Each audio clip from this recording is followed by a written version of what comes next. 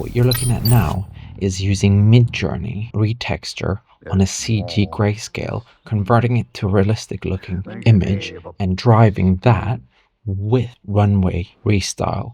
Now that's a really long time ago now, especially in AI terms. So what I want to try to do now is use the same CG render and using the new models and see what we can do and see which model comes out on top. Okay, so starting out, what I've tried to do is use the same models. So Runway, but the new model Aleph has come out since then. I've used Nano Banana to convert the lion into a real picture. Originally, I started out and I tried things like Kling motion control and certain models like that I didn't get a result with because it said it needed an upper body and it was kind of refusing to do it, and I'm thinking that is because it's not a humanoid. So that shows that certain models can't be done, especially like for example Runway's Act 2 and things like that couldn't do it. So I've tried other ones. So we're starting out with Runway Aleph. And from the get-go, I gave this one more chances from the beginning, and then after that I kind of started being more strict. So if I started out with the same prompt for all of them, lion singing, and this one was not adhering to the reference very well. And also the mouth is tracking, but it's a bit sloppy in terms of the tongue going on and stuff. So this is Aleph, and as you can see, it's getting closer, but it's quite far away. So that's not. I had to prompt a lot for that, and that makes me lose credits and tokens, and that's not good. So I'll place Aleph therefore in C category.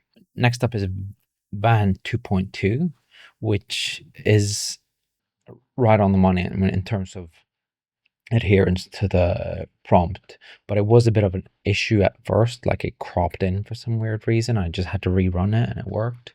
Again, I got charged for the first run, so that's not ideal. But as you can see, the background is static. The lips, it's doing nice stuff with the tongue, but it's a bit too far away from the actual track of the lion's input. So therefore, I put Van in the B category, Van 2.2 in B category. So this is Kling 03 edit, and I'll put that in, I'd say, a weak A category, going slightly below, because some of the other ones up here have a bit more creativity. But it's really good in terms of how it behaves with the main as a whole, connecting. Some of them are a bit dislocated. This is Kling 01 reference video, and this one's I'll put in A because you can see the animal behind him is moving, the whole body, the ears and everything is kind of alive, and at the same time it's kept the adherence to the mouth, as you can see.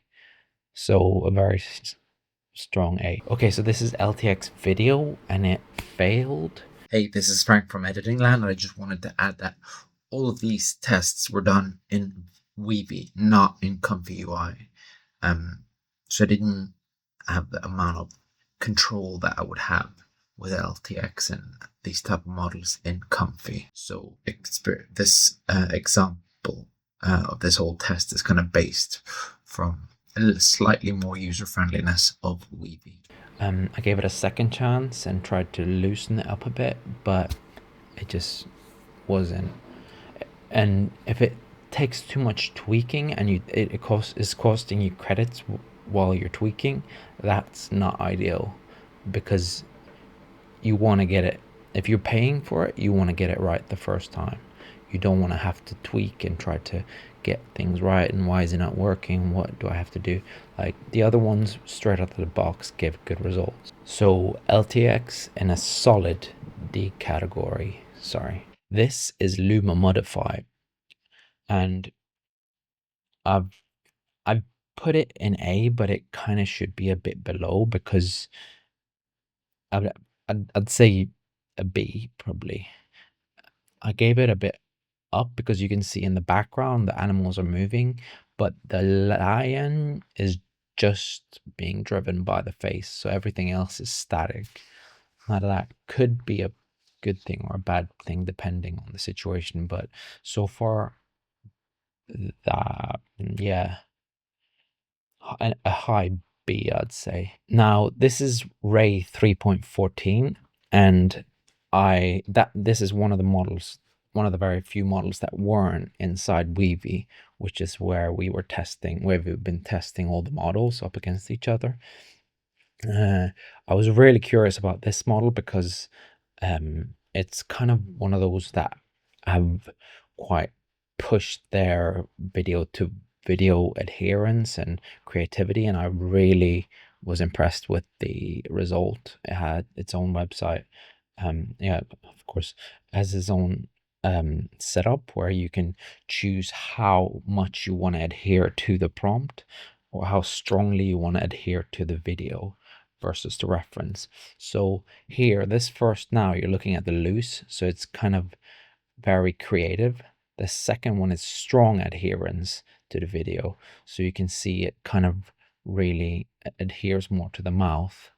And the good thing about something like this is you can get creative and you can grab part of the image and use, and then other parts for other places in the video. But yeah, I'd say because of that control, I'd put it in a strong A. Now that's it for now, and if you're interested in comparisons and look at more workflows that come in between 3D, 2D, and traditional VFX, combining it with the new AI workflows, then subscribe. See you later.